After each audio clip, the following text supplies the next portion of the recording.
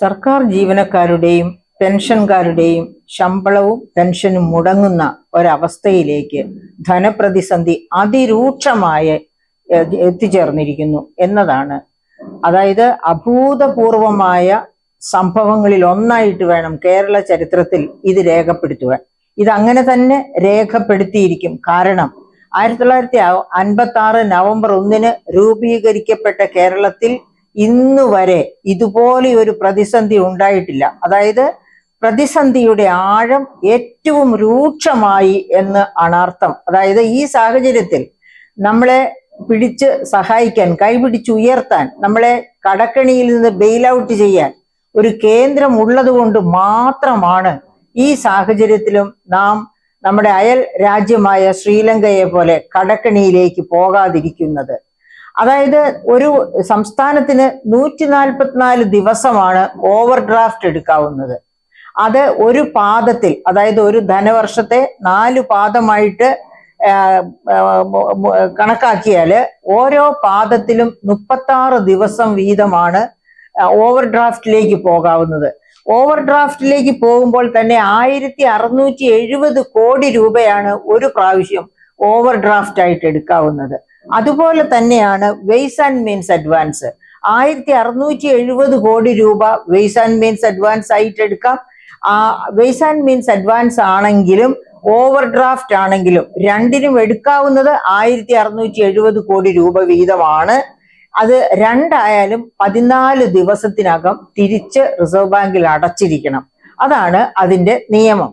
അപ്പം നമ്മുടെ over draft facility മുഴുവനും, അതായത് 4-ാം പാദമാണ് ഈ ധനവർഷത്തിന്റെ 4-ാം പാദമായതുകൊണ്ട് തന്നെ ഇതിനകം ഓവർ ഡ്രാഫ്റ്റ് ഫെസിലിറ്റി, അതായത് ഈ വർഷത്തെ 144 ദിവസത്തെ ഓവർ ഡ്രാഫ്റ്റ് 144 പ്രാവശ്യം കേരളം ഓവർ ഡ്രാഫ്റ്റ് എടുത്തിരുന്നു. 1670 കോടി വെച്ച് ഓവർ ഡ്രാഫ്റ്റ് എടുത്തിരുന്നു. അതുപോലെ തന്നെ അനുവദനീയമായ വെയ്സ് ആൻഡ് മീൻസ് അഡ്വാൻസ് മുഴുവൻ എടുത്തു തീർന്നിരുന്നു. ഇനി പുതിയ വർഷത്തിൽ വന്നാലേ ഓവർ ഡ്രാഫ്റ്റ് ഫെസിലിറ്റിയോ വെയ്സ് ആൻഡ് മീൻസ് അഡ്വാൻസ് ഫെസിലിറ്റിയോ കിട്ടൂ എന്ന ഒരവസ്ഥയിലേക്ക്, അതായത് കണ്ണ് തള്ളുന്ന അവസ്ഥ, ഒരു രക്ഷയുമില്ലാതെ, അതായത് കടമെടുക്കാൻ കേന്ദ്രം അനുവദിക്കുന്നില്ല. ട്രഷറിയിൽ വരുന്ന, അതായത് ഓരോ ദിവസവും ഖജനാവിലേക്ക് സംസ്ഥാനം പിരിക്കുന്ന നികുതി വഴിയായിട്ടൊക്കെ എത്തിച്ചേരുന്ന പണം അനുദിന ചെലവുകൾക്ക് പോലും തികയാതെ വരുന്നു. അപ്പൊ അതേ സമയത്ത് തന്നെ സർക്കാരിന്റെ ദൂർത്തിന് കുറവൊന്നും ഇല്ലതാനും, കെടുകാര്യസ്ഥിതിക്കും ഒരു കുറവുമില്ല. അങ്ങനെ ഒരു അനിശ്ചിതാവസ്ഥ നിലനിൽക്കുന്ന സാഹചര്യത്തിൽ, അതായത് ട്രഷറിയിൽ പണം ഒട്ടുമില്ലാതാകുക, ട്രഷറിയിൽ നിന്ന് നേരിട്ട് ശമ്പളം പറ്റുന്നവരാണ് സെക്രട്ടേറിയറ്റിലെ 5.25 ലക്ഷം ജീവനക്കാർ എന്ന് പറയുന്നത്. അതുപോലെ തന്നെയാണ് വേറെ ഒരു 5.25 ലക്ഷം നേരത്തെ തന്നെ റിട്ടയർ ചെയ്തവർ ട്രഷറിയിൽ നിന്ന് നേരിട്ട് വാങ്ങുന്നവരുണ്ട്. അതായത് ഈ പെൻഷനേഴ്സ് ട്രഷറി സേവിങ്സ് ബാങ്ക് വഴി മേടിക്കുന്നവരുണ്ട്. അതുപോലെ സെക്രട്ടേറിയറ്റിലെ ജീവനക്കാരാണെങ്കിലും അവര് employees treasury savings bank account വഴി ശമ്പളം പറ്റുന്നവരും ഉണ്ട്. അപ്പൊ എങ്ങനെയാണെങ്കിൽ പോലും ഒരു കാരണവശാലും ഈ സെക്രട്ടേറിയറ്റിലെ ജീവനക്കാർക്കും അതുപോലെ തന്നെ ഗവൺമെന്റിൽ നിന്ന് റിട്ടയർ ചെയ്ത പെൻഷനേഴ്സിനും പെൻഷൻ മുടങ്ങുകയില്ല, ശമ്പളം മുടങ്ങുകയില്ല എന്ന ഒരു ധാരണയാണ് ഇതുവരെ നാം വച്ചു പുലർത്തിയിരുന്നത്. ഈ അടുത്ത കാലത്തായിട്ട്, അടുത്ത കാലത്ത് വെച്ചാൽ 2-3 മാസം മുൻപാണ്, അതായത് MG യൂണിവേഴ്സിറ്റിയിലെ സ്റ്റാഫ് അവരുടെ ശമ്പളം മുടങ്ങുമോ എന്നൊരു ഒരു ജിജ്ഞാസ, ആകുലത അവർക്ക് ഫീൽ ചെയ്യപ്പെട്ടു. അങ്ങനെ ചെയ്യപ്പെട്ടപ്പോൾ എന്റെ സുഹൃത്തുക്കളായ പലരും വിളിച്ചു ചോദിച്ചു. കാരണം ഞാനപ്പോ പറഞ്ഞു, നമ്മൾ മുടങ്ങില്ല എന്ന് തീർത്ത് പറയാൻ പറ്റില്ല, കാരണം ആശങ്കാജനകമാണ് ട്രഷറിയുടെ അവസ്ഥ.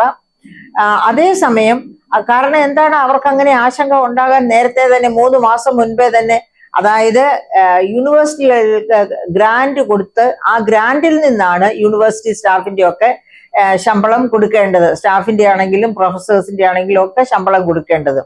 അപ്പൊ ഗ്രാന്റ് കൊടുക്കാനില്ലാത്ത ഒരവസ്ഥയിലേക്ക് സർക്കാർ പോയപ്പോഴാണ് അവർക്ക് ആ ആശങ്കയുണ്ടായത്. അതുപോലെ തന്നെ വേറെ പലരും വിളിച്ചു ചോദിച്ചു, ഇങ്ങനെ, അതായത് ട്രഷറി സേവിങ്സ് ബാങ്കിൽ, ട്രഷറിയിലാണ് ഞങ്ങളുടെ പെൻഷനും ശമ്പളവും ഒക്കെ മേടിച്ചാൽ ഇടുന്നത്, അപ്പൊ അത് പ്രശ്നമാകും, അതും കിട്ടാതെ വരുമോ? ഞാൻ പറഞ്ഞു ട്രഷറി പൂട്ടുക എന്ന് വെച്ചാൽ ഗവൺമെന്റ് ഇല്ലാതെയാവുക എന്നല്ലേ അതിന്റെ അർത്ഥം. അപ്പൊ ഒരു കാരണവശാലും ട്രഷറിയിൽ നിങ്ങൾ സേവ് ചെയ്തിട്ടുണ്ടെങ്കിൽ അതിനെ നിങ്ങൾ ഒട്ടും പേടിക്കേണ്ട. മറ്റേതൊരു ഇൻസ്റ്റിറ്റ്യൂഷനിൽ സേവ് ചെയ്യുന്നതിനേക്കാളും ഗവൺമെന്റ് ഉള്ളിടത്തോളം കാലം ട്രഷറിയിൽ സേവ് ചെയ്യുന്നത് സേഫ് ആയിരിക്കും എന്ന് പറഞ്ഞ് ഞാൻ അവരെ ആശ്വസിപ്പിക്കുകയാണ് ചെയ്തത്. ഇപ്പൊ അവരൊക്കെ എന്താണ് എന്നെ പറ്റി ചിന്തിച്ചിട്ട് കാര്യമില്ല. കാരണം ഗവൺമെന്റ് ഞാനല്ല. ട്രഷറിയെ പറ്റി ഉണ്ടായിരുന്ന പ്രതീക്ഷകളൊക്കെ തകർത്ത് കളഞ്ഞത് ഗവൺമെന്റിന്റെ പിടിപ്പുകേടും കെടുകാര്യസ്ഥതയും അതുപോലെ തന്നെ എന്താ പറയുക, ആവശ്യമുള്ളിടത്തും ആവശ്യമില്ലാത്തിടത്തും ഒക്കെ ദുർച്ചെലവ്. 4,07,875.25 കോടി രൂപയാണ് GSDPയുടെ 3% എന്ന രീതിയിൽ കടമെടുക്കാൻ പറഞ്ഞിരിക്കുന്നത്. അങ്ങനെ അത് GSDPയുടെ 3% സഞ്ചിത കടം ആയിട്ട് വാങ്ങാനിരിക്കുന്നത് 4,47,857.25 കോടി. അതായത് FRBM ആക്ട് അനുസരിച്ച് GSDPയുടെ 29% താഴെ നിൽക്കണം സഞ്ചിത കടം. ഇപ്പോ ഈ പറഞ്ഞ എമൗണ്ട്, അതായത് ഞാനിപ്പോ പറഞ്ഞ 4,47,00,000, ആ എമൗണ്ട് എന്ന് പറയുന്നത് GSDPയുടെ 34% എത്തി നിൽക്കുന്നു. കഴിഞ്ഞ ബജറ്റില് കഴിഞ്ഞ വർഷം 2023-24 അത് 36.05% ആയിരുന്നു. ഈ പ്രാവശ്യം ഈ കേന്ദ്രത്തിന്റെ ഒക്കെ കടുംപിടുത്തം കാരണം കൊണ്ട് അത് ഇത്തിരി കുറച്ച് 34% ഒതുക്കിയിരിക്കുന്നു. അപ്പോഴും ഓർക്കുക, നിയമബന്ധമായിട്ട്, അതായത് FRBM ആക്ട് അനുസരിച്ച് 29% വരെ പോകാവൂ. മറ്റ് സംസ്ഥാനങ്ങളൊക്കെ, അതായത് ഈ പരിധി വിട്ട 3 സംസ്ഥാനങ്ങൾ, ഒന്ന് വെസ്റ്റ് ബംഗാള്, രണ്ടാമത് പഞ്ചാബ്, മൂന്നാമത് കേരളം. കേരളം 1-ാം സ്ഥാനത്തെത്തുന്ന എപ്പോഴാണെന്നറിയാമോ? കിഫ്ബി വഴിയും സോഷ്യൽ സെക്യൂരിറ്റി പെൻഷൻ വഴിയുള്ള കടം എല്ലാം കൂടി ചേർക്കുമ്പോഴാണ്. അപ്പൊ ഇങ്ങനെയുള്ള ഒരു അവസ്ഥയിൽ ഇപ്പോഴും കേരളം നിലയില്ലാ കയത്തിലാണ് അകപ്പെട്ടിരിക്കുന്നത്. കേരളം അതായത് വലിയ കുഴലൂത്ത് നടത്തുന്നു, അത് ഞങ്ങളുടെ വിജയമാണ് എന്ന് പറഞ്ഞ് പരാജയം മറച്ചു വെക്കാൻ വേണ്ടി വെറുതെ ഇങ്ങനെ കാഹളം ഊതിക്കൊണ്ട് നടക്കുന്നതുകൊണ്ട് ഒരു കാര്യമില്ല. ഇപ്പോഴും സംസ്ഥാനം നിലയില്ലാ കയത്തിൽ തന്നെയാണ്. വളരെ ശ്രദ്ധയോടുകൂടി മുന്നോട്ട് പോയില്ലെങ്കിൽ തകർന്ന് തരിപ്പണമാകും. അതിന് കേന്ദ്രത്തെ പഴിച്ചിട്ട് ഒരു കാര്യവുമില്ല.